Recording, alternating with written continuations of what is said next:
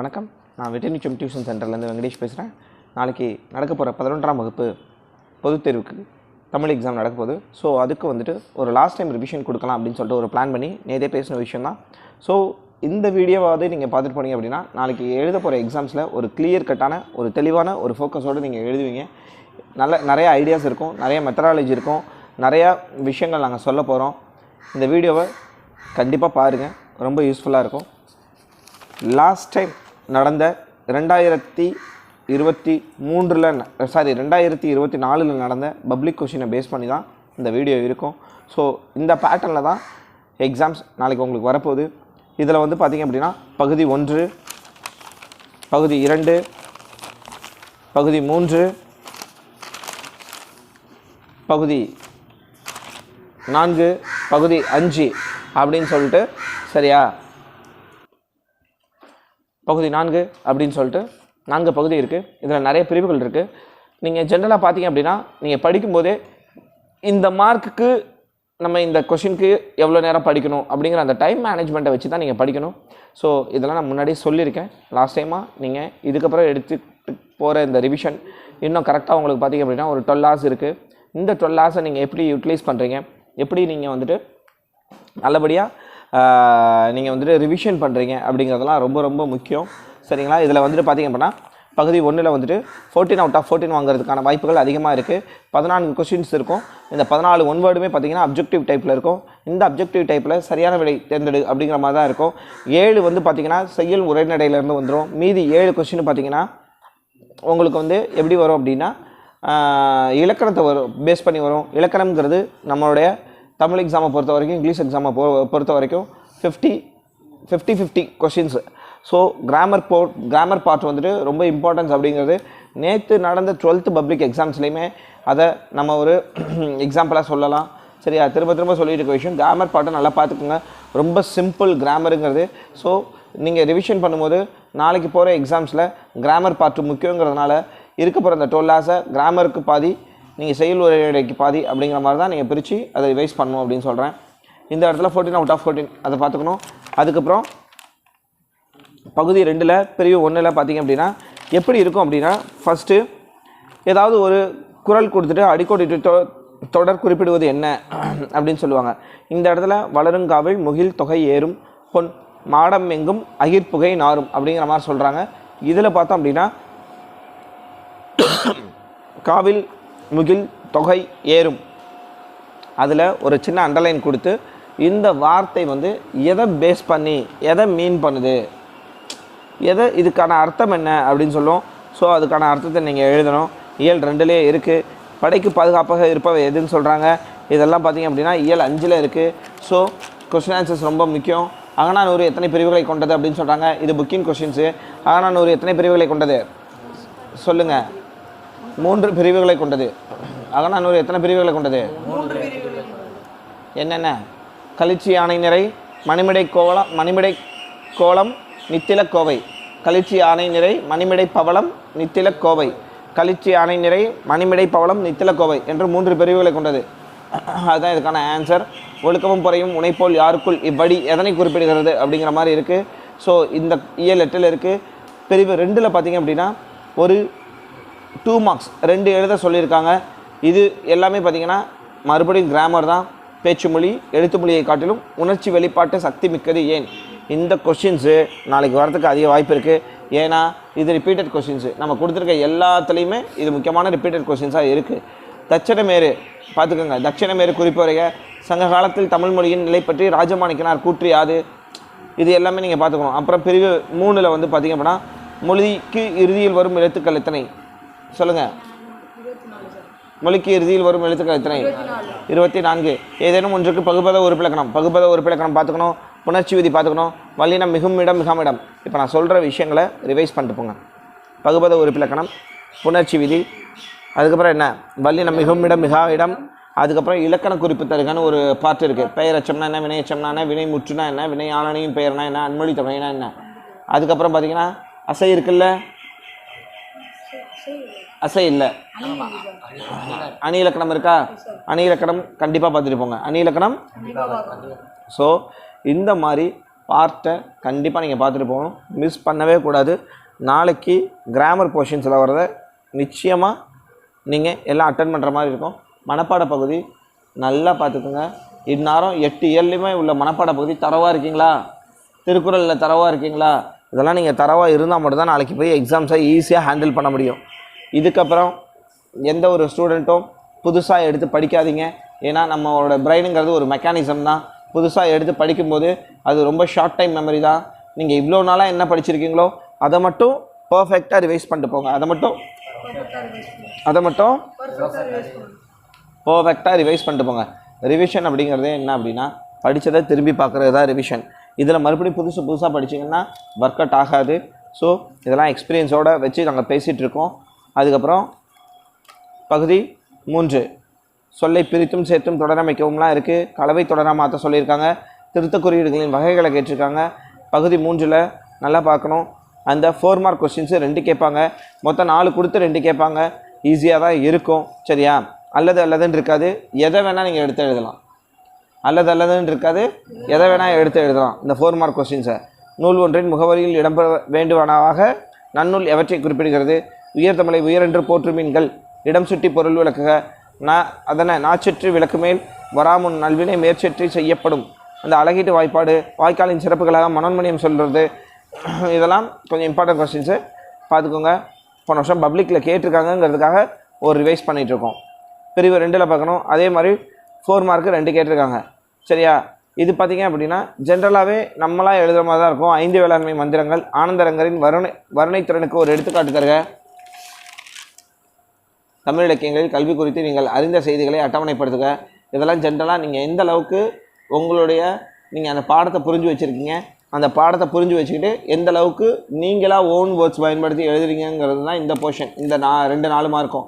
அதுக்கு முன்னாடி 2-4 மார்க்குமே பார்த்திங்க அப்படின்னா செய்யுளில் இருக்கும், செய்யுள் பார்ட்டில் இருக்கும். புரியுதா?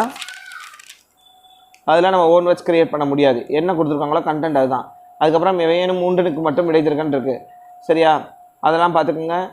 சொற்பொருள் பின்வரும் நிலையினா என்ன?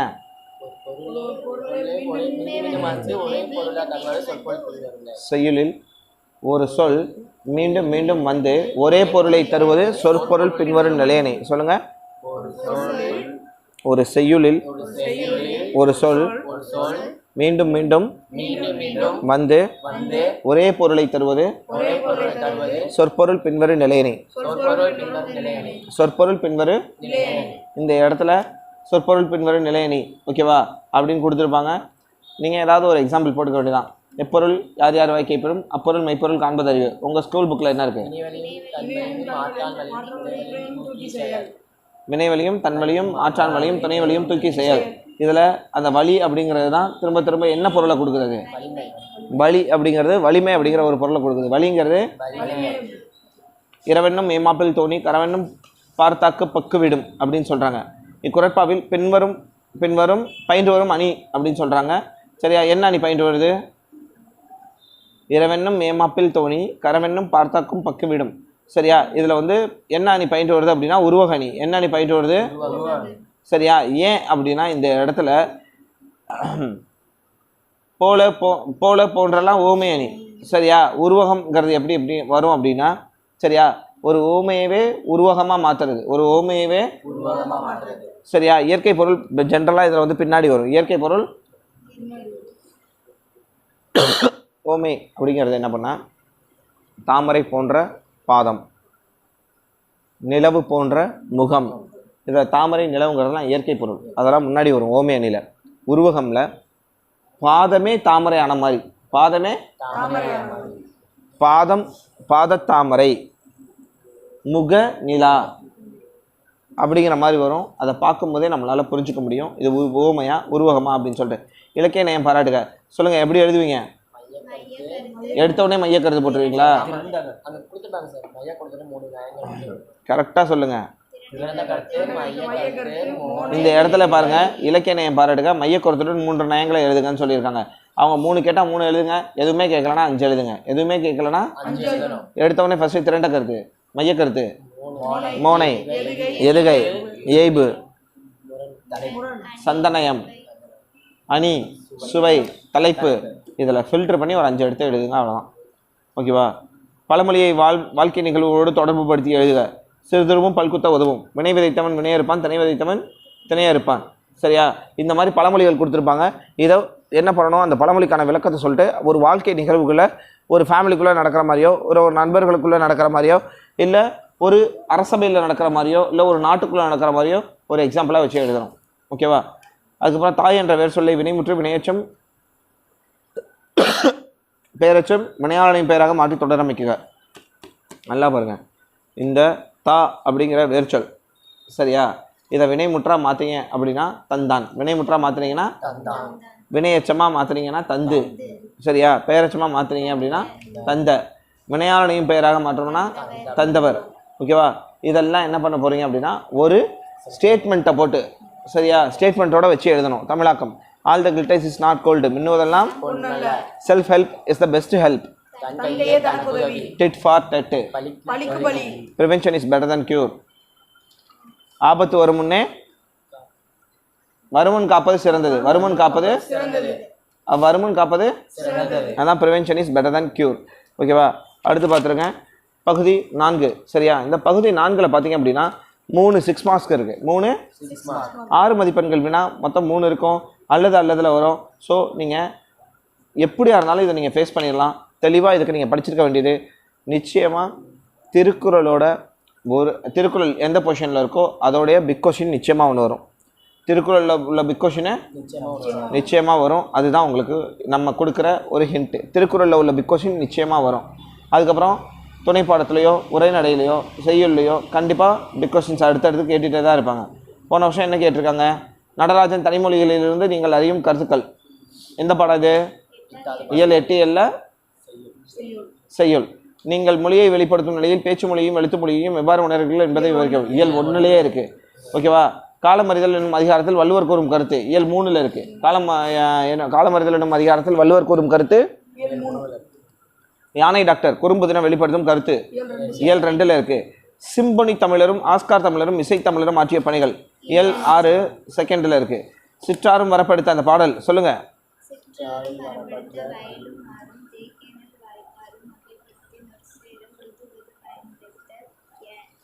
வேறு யாருக்குமே தரலையா?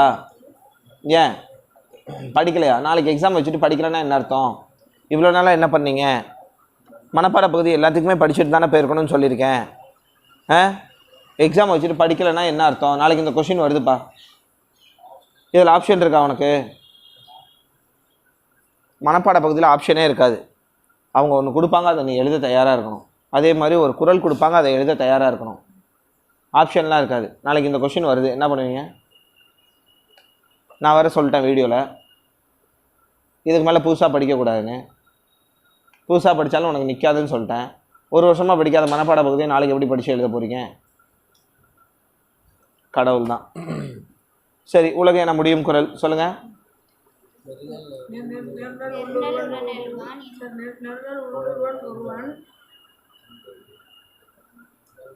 உலக என முடியும் குறள் கேட்பாங்க. சரியா? எல்லாத்தையும் எடுத்து அந்த குறள்லாம் ஒரு வாட்டி பார்த்துக்கணும். நெருநாள் உள்ளொருவன் இன்றில்லை என்னும் பெருமை உடைத்து இவ்வுலகு. பெருமை உடைத்து பார்த்துக்கோங்க. சரியா? ஸோ ஸ்டூடெண்ட்ஸ், தெரியாத கொஷின் நீங்கள் மறுபடியும் ப்ரிப்பேர் பண்ணீங்க அப்படின்னா அது உங்களுக்கு ஷார்ட் டைம் மெமரிஸ். ஸோ அந்த மாதிரி விஷயத்தில் ரிஸ்க் எடுக்காதீங்க. தெரிஞ்ச கொஷினை நல்லா படிச்சுட்டு போங்க. சரியா? ஒரு வருஷமாக நீங்கள் ஒர்க் பண்ணியிருக்கீங்க. கண்டிப்பாக நீங்கள் படித்தது நிச்சயமாக வரும். So all the best. நல்லா படிங்க. கிராமர் பார்ட்டையும் நல்லா பார்த்துக்கோங்க. ரெண்டுத்துக்கும் ஈக்குவல் பேலன்ஸ் கொடுக்கணும். கிராமர் போர்ஷன்ஸும் பார்த்துக்கணும், அதே மாதிரி உரைநடை செயல் போர்ஷன்ஸையும் பார்த்துக்கணும். ப்ரீவியஸ் இயர் பப்ளிக் கொஷினை எடுத்து வச்சு பாருங்கள். அப்போ தான் நாளைக்கு போகும்போது ஒரு பப்ளிக் ஃபியர் இல்லாமல் போகுவீங்க. சரியா? இந்த ப்ரீவியஸ் இயர் பப்ளிக் கொஷின்ஸை வச்சு பார்க்கும்போது தான் நாளைக்கு போகும்போது அந்த ஃபியர் இல்லாமல் போவீங்க. So all the best. நல்லா படிங்க. தேங்க்யூ.